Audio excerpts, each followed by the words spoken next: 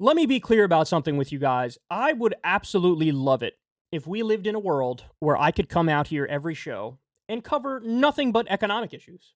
Because truth be told, that's more where my passion is. My passion is more creating a system that's more fair, more just, gives people equal opportunity, getting everybody universal health care, universal education, eliminating student loan debt, eliminating medical debt, getting people higher wages, getting people in unions, having a progressive tax system where the wealthy and corporations are taxed more and we redistribute to the people vis-a-vis a UBI or what have you. These are the things that I care about the most. But we don't live in a world where I could come out here and do shows on just that. Why? Because there's an absolute onslaught, a war being waged by the right against anything that they view as degeneracy. What do they file in the degenerate category?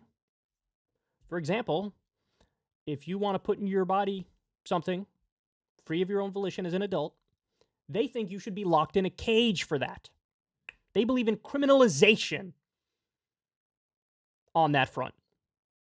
I disagree with that. I'm going to fight that. They also are rolling the clock back on gay rights and gay marriage in many instances. They're waging a war on what they call wokeness, but what in reality is just basic LGBTQ acceptance. I mean, we saw this in Florida, right, with the Stop Woke Act and all the other pieces of legislation that Ron DeSantis passed. Some of it got struck down, by the way.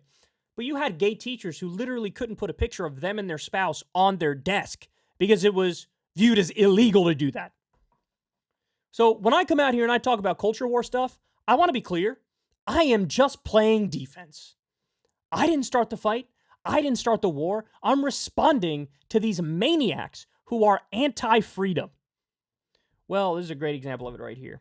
So Ben Shapiro is going to do a classic hair on fire segment. He's flipping out because, God forbid, some cartoons or Sesame Street or whoever are, showing a rainbow in support of Pride during Pride Month. So I want you, this is the perfect embodiment and encapsulation of how far gone these far-right lunatics are. Listen to what he says, and then watch who he brings in. Holding one another. Oh, isn't that nice? So now explain homosexuality to the children, Sesame Street. Oh, that's awkward? You mean it's not appropriate for children? Yeah, yes, that's correct. Again, Sesame Street has been doing this kind of nonsense for years. So you saw the picture. You saw what he was talking about, right? Just to be clear, look at that picture. Pride Month, so you got like rainbow Sesame Street characters holding hands in solidarity for Pride Month. That's all. He's very mad at that. That's all, though. It's not appropriate for children? Yeah, yes, that's correct. Again, Sesame Street has been doing this kind of nonsense for years. They had on Billy Porter, you will remember, in outrageous garb. They had on Lil Nas X, who was most famous for trying to have sex with actual Satan in one of his music videos. Sesame Street, again, they actually put out a tweet saying, on our street, we celebrate inclusion, belonging, and freedom of authentic self-expression. Happy Pride Month to all the people in our neighborhoods. And then it's a picture of the Pride Progress flag on Sesame Street. They did not show Bernie and they did not show Bert and Ernie in Assless Chaps in the Sesame Street Pride Parade. But presumably that will be the next step over at Sesame Street, because it's very important that children be indoctrinated into this sort of stuff. The kids' content is coming. I know you're asking. Yes, Daily Wire Plus kid content is coming, and not a moment too soon. Joining us on the line is former Vice President of the United States, Mike Pence. He's a 2024 presidential candidate. Vice President, thanks so much for joining the show. Really appreciate it. Thank you, Ben. It's great to be on the Ben Shapiro Show, and thanks for your clarion voice all these years. I remember fondly our time together in my office at the White House, and I'm a fan of all of your work and the great work of the Daily Wire. This is too perfect. I couldn't script this. It's too perfect. You got Ben Shapiro fear-mongering because Sesame Street is doing a basic pro-LGBTQ thing by having the rainbow thing where they're holding hands, say, we believe in you being your authentic self and all that stuff. Lovely message. No normal person would object to. And then what does Ben Shapiro do? He melts down over that. Talks about, is it going to be Bert and Ernie and Assless Chaps next? And then cuts right to the former Vice President of the United States of America, where that guy proceeds to say, I love all your great important work. You really do amazing stuff over there at the Daily Wire. Bert and Ernie in Assless Chaps. Bert and Ernie in Assless Chaps. Mike, that doesn't sound like important work to me. That sounds like a ridiculous straw man over some very basic pro-inclusion stuff. Nobody's trying to make your kids gay, bro. It reminds me of that comment that was it was either a Washington Post or New York Times article where they talked to teachers in Florida. And the teacher said, "You think I'm teaching your kid to be gay?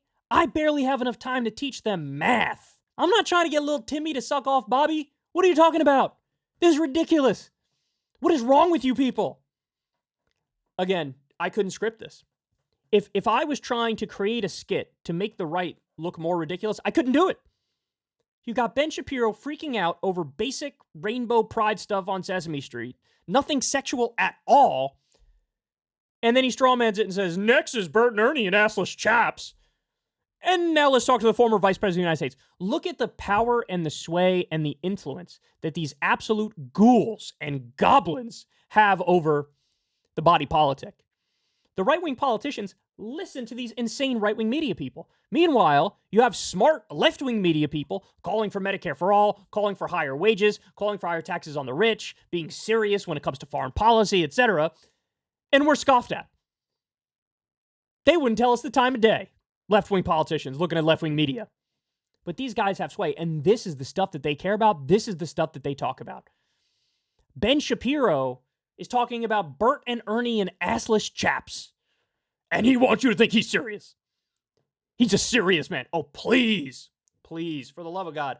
I don't know if they're ever going to wake up to the fact that you guys have now become the loud, obnoxious freaks. For years and years, the right used to beat up on the left and say, look at these social justice warriors. They're loud, they're obnoxious, they're uncompromising, they're a gaggle of morons who are obsessed with their pet niche issues. And that is exactly what you've become, the anti-social justice warrior types. You're so afraid of a rainbow in like a cartoon that you're talking about Bert and Ernie and Assless Chaps. Couldn't make it up if I tried. Couldn't make it up if I tried. So there you go. Look, again, I want to just talk about the economic stuff. Can I really not discuss this? They make it way too easy. This was a layup. No doubt about it. Hey, y'all, do me a favor and like and subscribe. It helps out big time in the algorithm. Click the bell as well for notifications when videos drop. And watch that video on screen right now. You know you want to.